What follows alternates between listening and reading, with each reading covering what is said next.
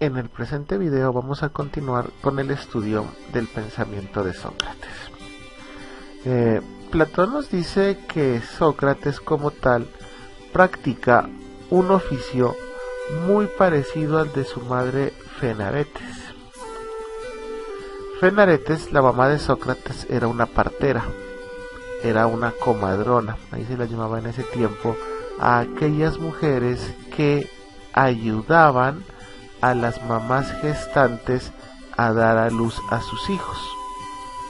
Y Sócrates dice que el objetivo de su filosofía, que en últimas el objetivo del método socrático, es igual al oficio de su mamá. Para Sócrates el objetivo de la filosofía es ayudar al otro a dar a luz, a parir el conocimiento. En últimas, a que el individuo sea capaz de descubrir la verdad. Pero en ese sentido, la verdad por sí mismo, porque la verdad no puede ser, según Sócrates, enseñada, sino que cada uno debe llegar a su verdad. Para eso, como ya lo hemos dicho, Sócrates elaboró un método, un conjunto de pasos que él seguía rigurosamente para ayudar a los otros a dar a luz el conocimiento, para llegar a la verdad. Ese método tiene dos partes.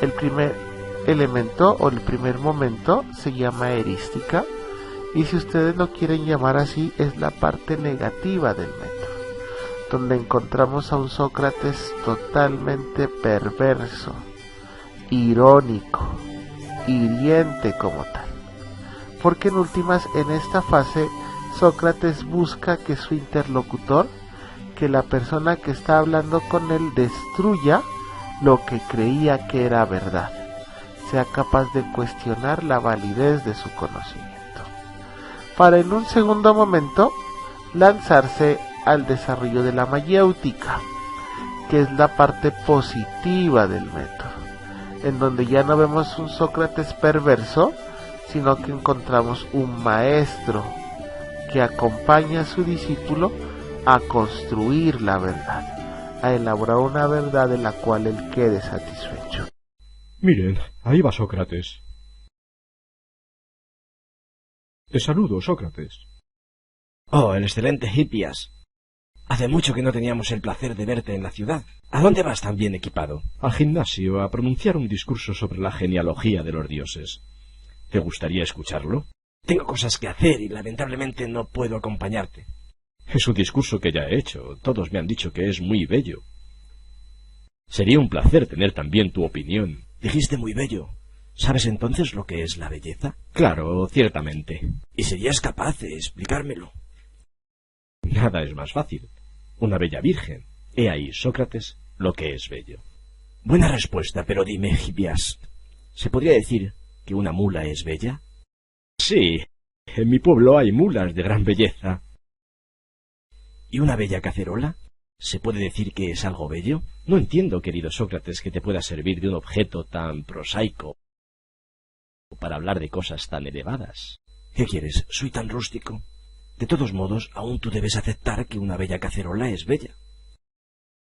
Sí, quizá, pero la más bella cacerola en comparación con una bella virgen es fea. Como la más bella de las vírgenes será fea en comparación con un dios. ¿No es eso lo que quieres decir? Exactamente.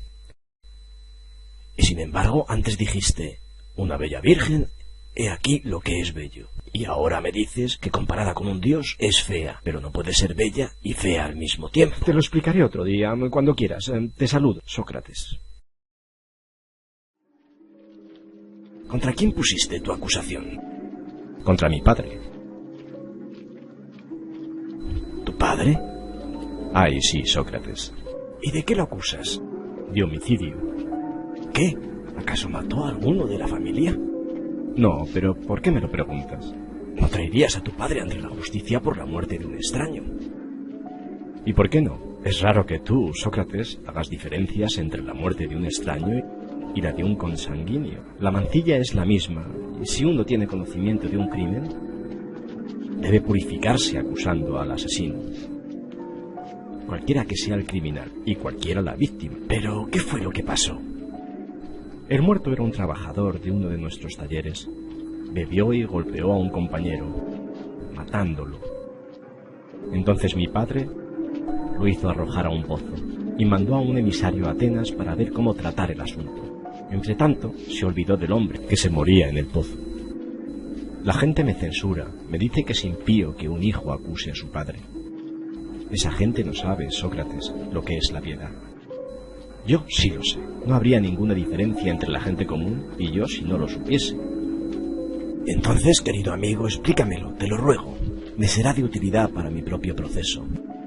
Piadoso es lo que yo hago, llevar la justicia a cualquiera que haya cometido un crimen, aun si es la madre, el padre o el hijo. Zeus es el más justo de los dioses, encadenó a su padre Urano para castigarlo por haber devorado a sus propios hijos. Dadas las acusaciones formuladas en mi contra, prefiero no hablar de la divinidad, pero entre nosotros, ¿de veras crees que así sucedieron las cosas entre Zeus y su padre? Claro, y conozco detalles más curiosos que el vulgo ignora. ¿Entonces crees que hay conflictos entre los dioses? Sí, y podría contarte cosas sobre los dioses que quedarías maravillado. No, mejor dime algo más útil para mi proceso. ¿Qué es la piedad? Lo que agrada a los dioses. Eso es piadoso. Lo que les desagrada es impío.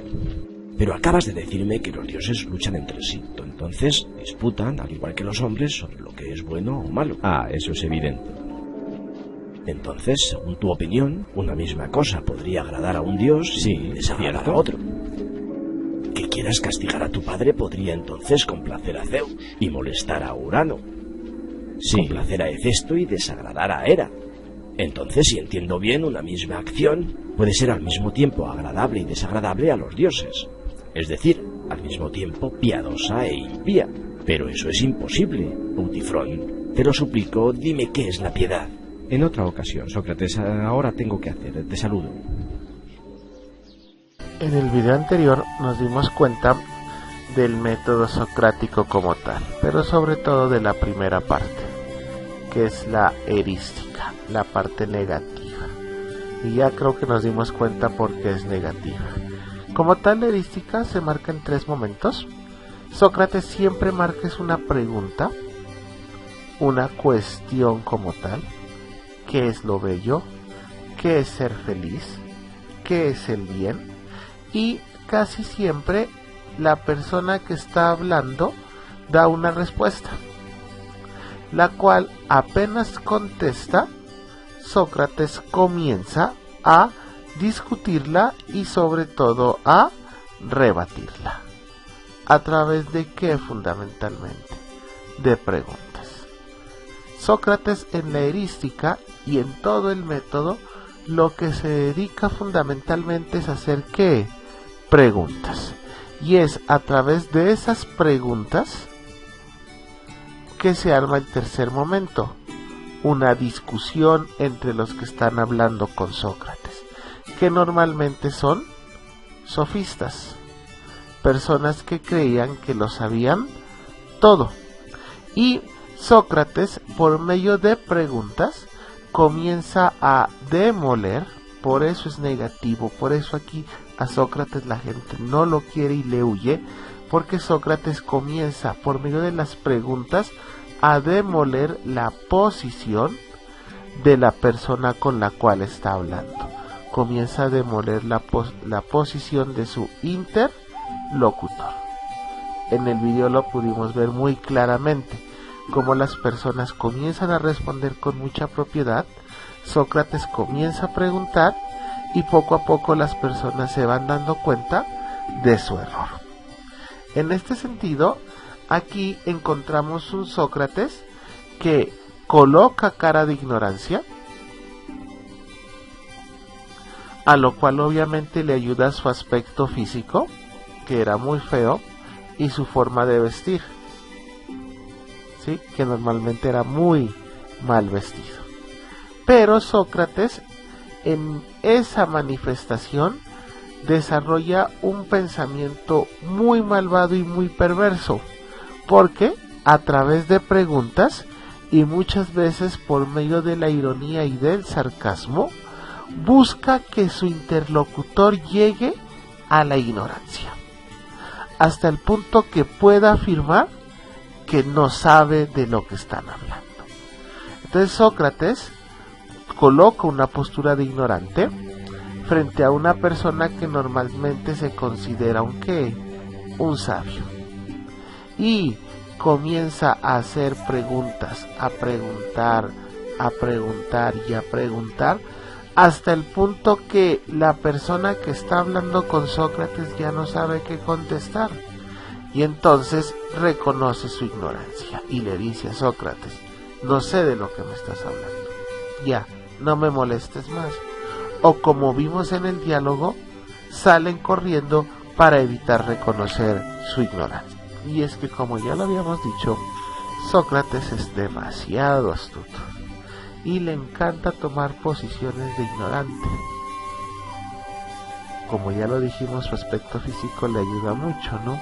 Y pareciera que Sócrates no tiene idea de lo que está hablando. Entonces Sócrates confunde. Y uno se confía, ¿no? Cuando uno mira que una persona no está segura, uno se confía. Y esa confianza mata a su interlocutor.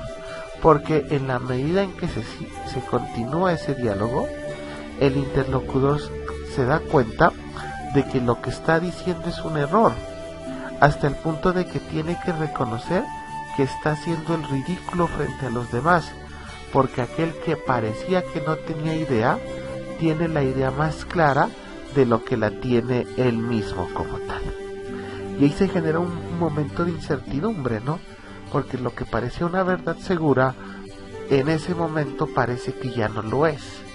Cuando surge ese momento, es cuando aparece el segundo estadio del método socrático, que se conoce como mayéutica.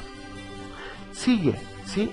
La intención de la mayéutica es seguir con el diálogo, pero ahora ya no se busca solamente que el interlocutor reconozca su ignorancia, que el interlocutor reconozca su error, sino que en la mayéutica se busca ya que el interlocutor sea capaz de crear definiciones, que pueda llegar a crear conceptos cada vez más generales y más precisos sobre aquellos temas de los cuales se están investigando: el bien, la verdad o la belleza. Y entonces en la segunda parte, en la mayéutica como tal, es ese proceso en donde se busca la construcción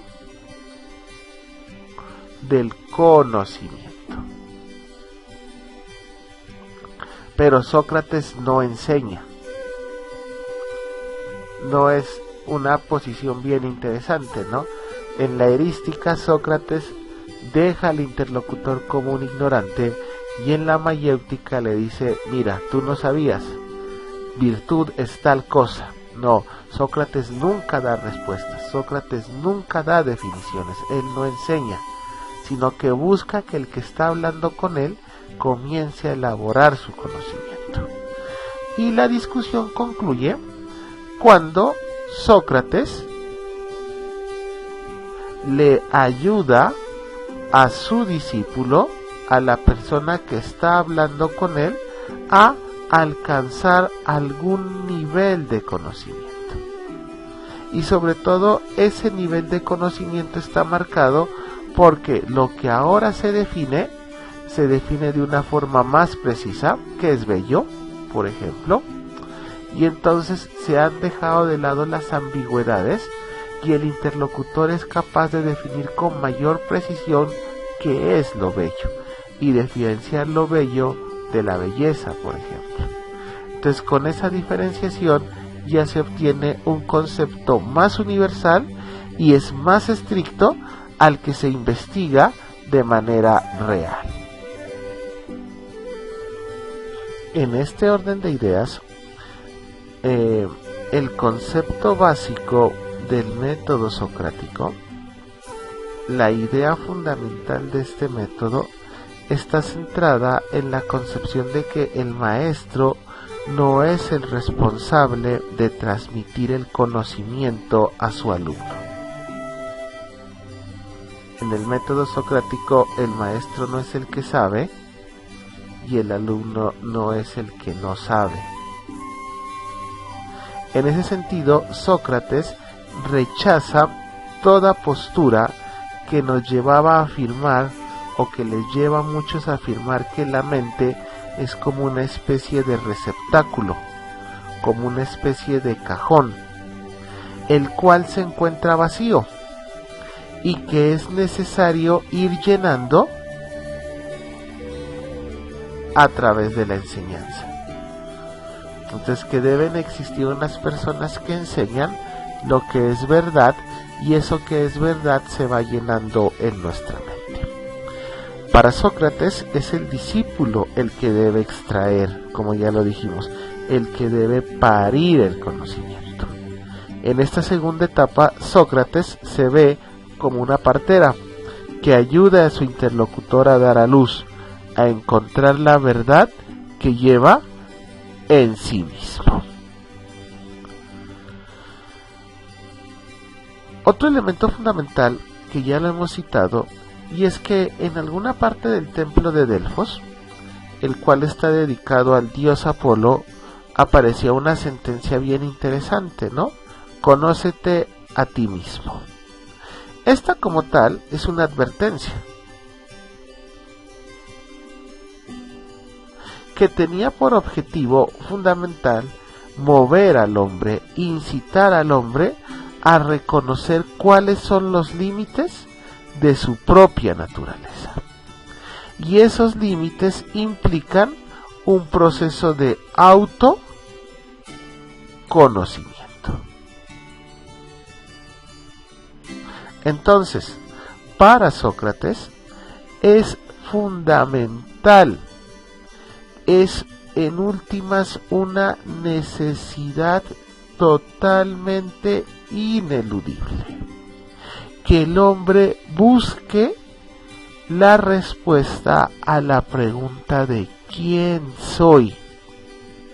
Y en últimas, cuando Sócrates plantea esta exigencia fundamental a la luz de la frase conócete a ti mismo, lo que está queriendo decir en últimas es que los hombres tienen que hacer un ejercicio de autognosis. Así lo llama Sócrates. Nosotros lo vamos a llamar de autoconocimiento. En ese sentido, la filosofía de Sócrates entiende que lo fundamental no está en explicar el universo que nos rodea, ni en explicar el origen de las cosas.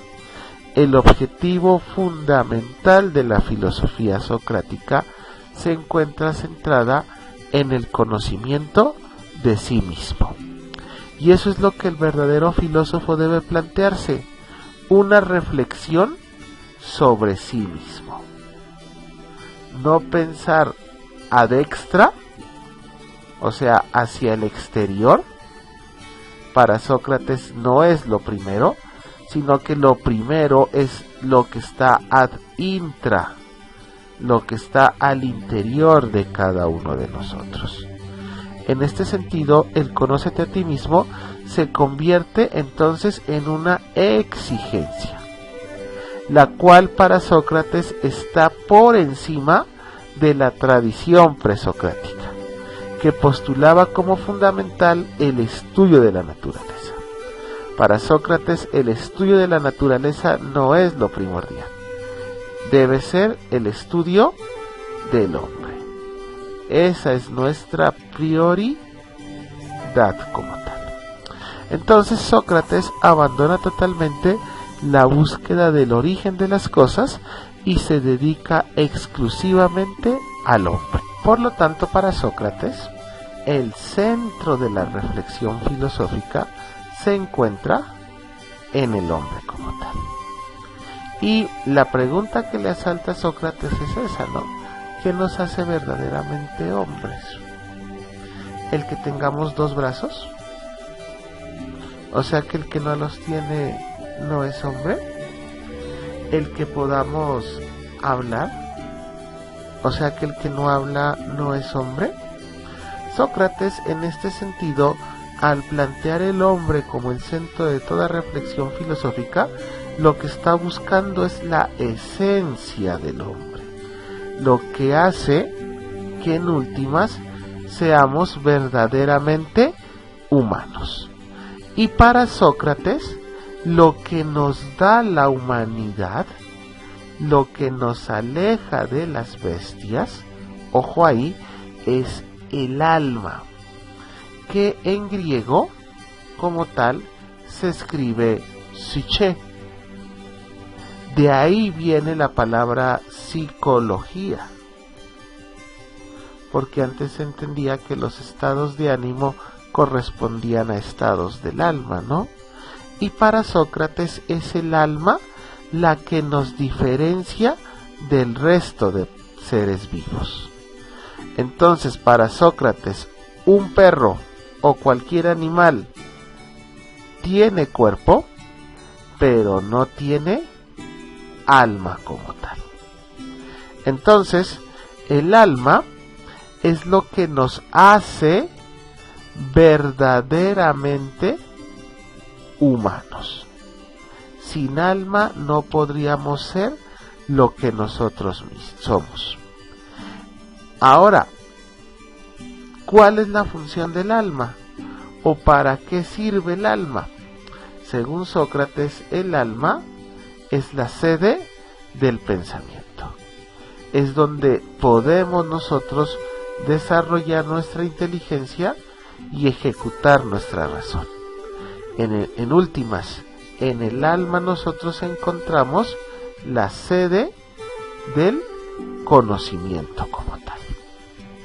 Y es a partir de esta concepción de alma que Sócrates va a desarrollar su concepto de virtud, su concepto sobre qué es lo bueno. Ya hemos visto cómo para Sócrates el saber fundamental del hombre, la tarea más importante del hombre, si quiere ser hombre, se encuentra centrado en el cuidado del alma. Ahora bien, no solamente el hombre debe cuidar el alma, porque el hombre vive en la ciudad. Y entonces, además de ser hombre, es un ser político.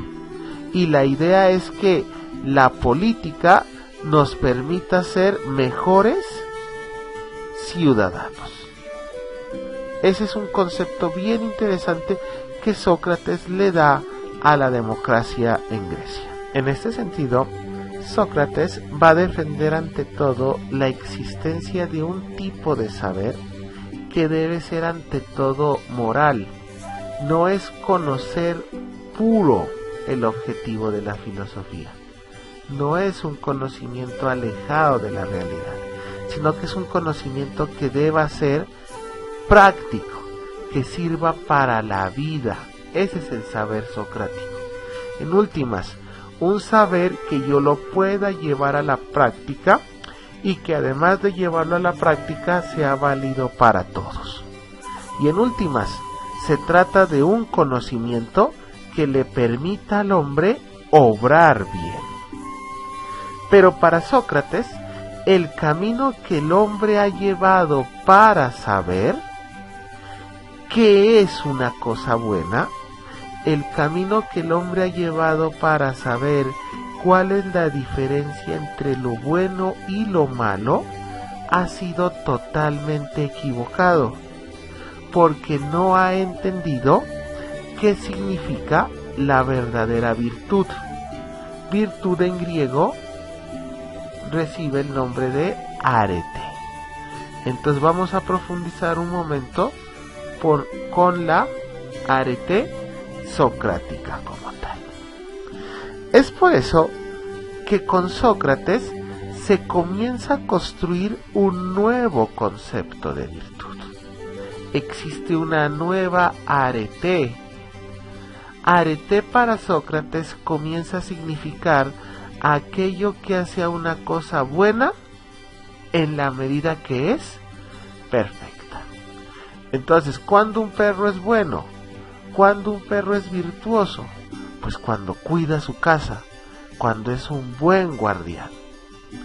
¿Cuándo un caballo es virtuoso? ¿Cuándo un caballo es bueno? Pues cuando es rápido. ¿Cuándo será malo? Cuando es lento. Pero si nos preguntamos nosotros, ¿cuándo un hombre es virtuoso? En últimas, lo que estamos preguntando es, ¿qué es lo que perfecciona al hombre? ¿Qué es lo que lo hace bueno? Y Sócrates va a contestar que la virtud propia del hombre no se va a encontrar en su cuerpo, no se encuentra en lo material como tal, porque la corporalidad no nos hace propiamente humanos, sino que la bondad, el bien, la virtud está en aquello que perfecciona el alma, porque no se acuerden que es el alma lo que nos hace humanos. Entonces el bien se debe encontrar es en lo que perfecciona el alma. Y si el alma es la sede del pensamiento, lo que hace buena y perfecta a un alma, pues va a ser la adquisición del conocimiento. En este sentido, el hombre bueno es el hombre sabio. Esa es la mayor virtud que tiene un hombre. La ignorancia, que nosotros la debemos entender como la comprendía Sócrates, ignorancia para Sócrates es la privación del conocimiento. Para Sócrates la ignorancia es lo que no nos lleva al bien. Y nosotros normalmente cuando actuamos ignorantemente, actuamos mal. Y esa actuación mal es la que recibe el nombre del vicio. Entonces el mayor vicio humano es ser ignorante. Sócrates sostiene en ese sentido que en el conocimiento está el secreto del obrar moral. Que en la medida en que yo tenga conocimiento, haré el bien y seré virtuoso. Pero en la medida en que sea ignorante, siempre obraré mal, y eso es el vicio. Ahora, un elemento que debate mucho Sócrates es la posibilidad de que esa virtud pueda ser enseñada, en la medida en que el hombre sí puede adquirir el conocimiento de la verdad y por lo tanto podría ser bueno en sí mismo. Sócrates sostiene que cuando el hombre conoce el bien, siempre va a obrar con rectitud, porque en últimas sabe y en ese sentido diferencia, porque sabe lo bueno de lo malo. Y entonces el hombre, cuando conoce el bien, obra con rectitud y no se equivoca, porque sabe que lo que está haciendo en esencia es un mal. Entonces cuando yo obro mal, no es porque me equivoque, yo sé que estoy obrando mal, lo hago es porque en últimas no reconozco la validez de la maldad. Es más, Sócrates está convencido que los hombres obran mal no porque sean débiles, mucho menos porque sean malos, sino que los hombres obran mal porque su mente los lleva a equivocarse. En últimas, porque la mente nos lleva a juzgar por bueno lo que es conveniente. Y en ese sentido nos lleva a confundir lo conveniente con lo bueno, y no necesariamente lo que nos conviene es lo bueno para Sócrates. La anterior postura desarrollada por Sócrates conlleva una revolución en la tabla tradicional de valores del pueblo griego. Y es que para los griegos, antes de la llegada de Sócrates, los verdaderos valores, en últimas lo que se consideraba como bueno, se juzgaba a partir de las cosas exteriores al hombre. Entonces, para los griegos anteriores a Sócrates, bueno era tener riqueza, tener poder y tener fama. La fama también recibe el nombre de honor, y eso era lo bueno. Lo malo que era lo contrario. Entonces, en lugar de ser rico, ser pobre, y eso era un mal. En lugar de tener poder, ser esclavo, y eso era un mal. En lugar de tener fama, tener deshonor. Para Sócrates, la anterior visión es incorrecta. El bien y el mal están por encima de las cosas exteriores. Y es que para Sócrates lo bueno tampoco está ligado al cuerpo, porque era muy común para el griego el culto al cuerpo. Y para muchos griegos lo bueno era lo físico, de allá vienen los gimnasios, tener salud y tener belleza. Sócrates nos enseña que estos valores por sí mismos carecen de valor y que solamente van a ser importantes si están en función del alma y de su virtud. O sea, si la fuerza física, si la salud y la belleza ayudan a encontrar y desarrollar al alma. En últimas, en la medida en que ayudan al alma a perfeccionarse.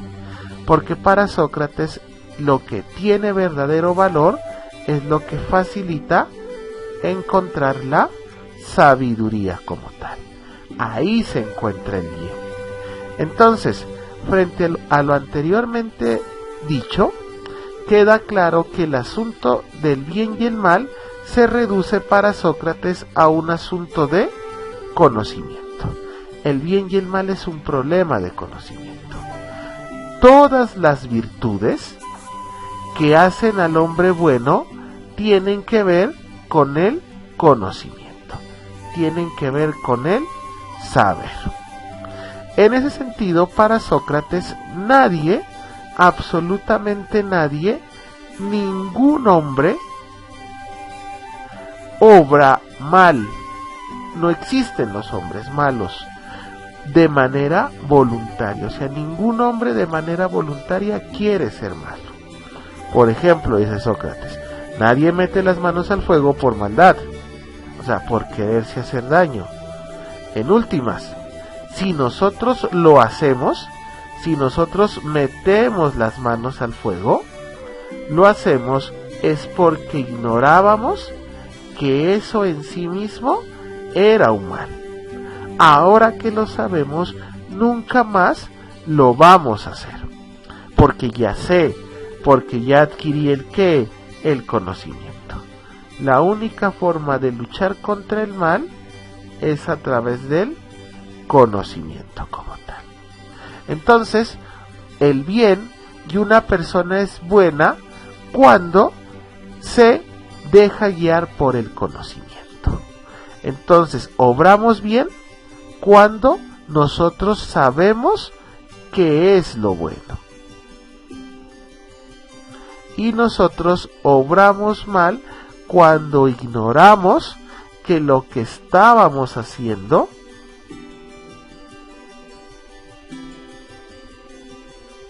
era como tal un mal. Esta postura es la que recibe el nombre de intelectualismo socrático como tal. Entonces nadie obra mal.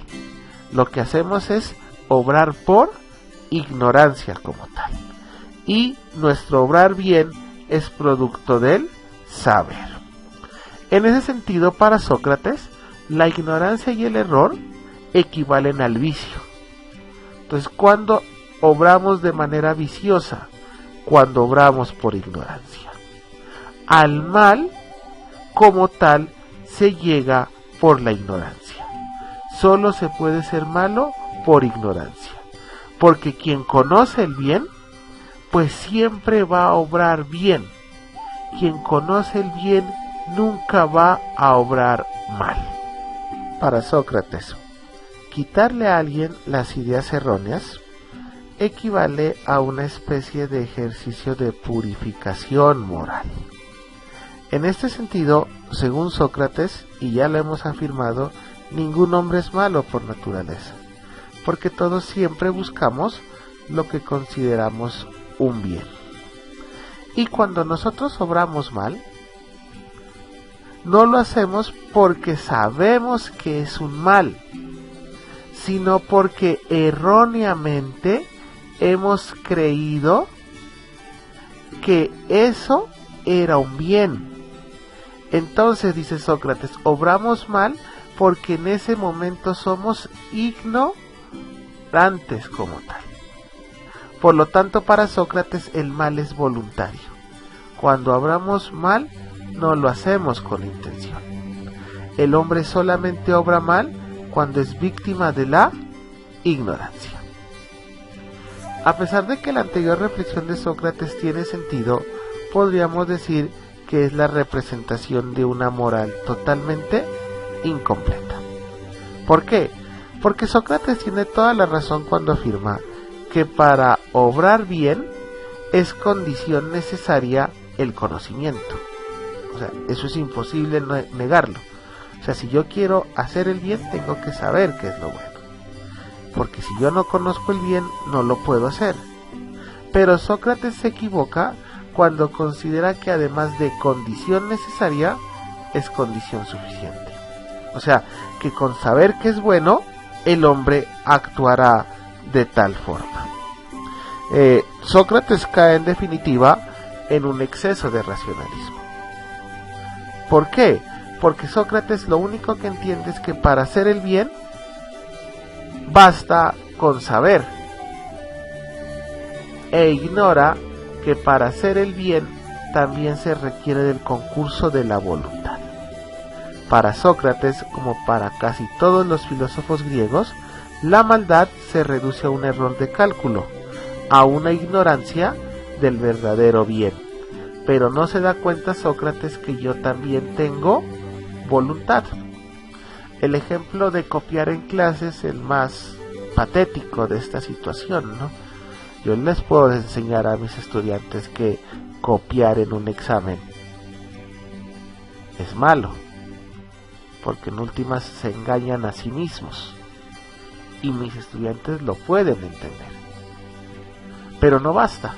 O sea, yo con que mis estudiantes entiendan que copiar en un examen es malo, no es el criterio suficiente para decir que yo puedo entregar el examen y me puedo ir a tomar café tranquilamente.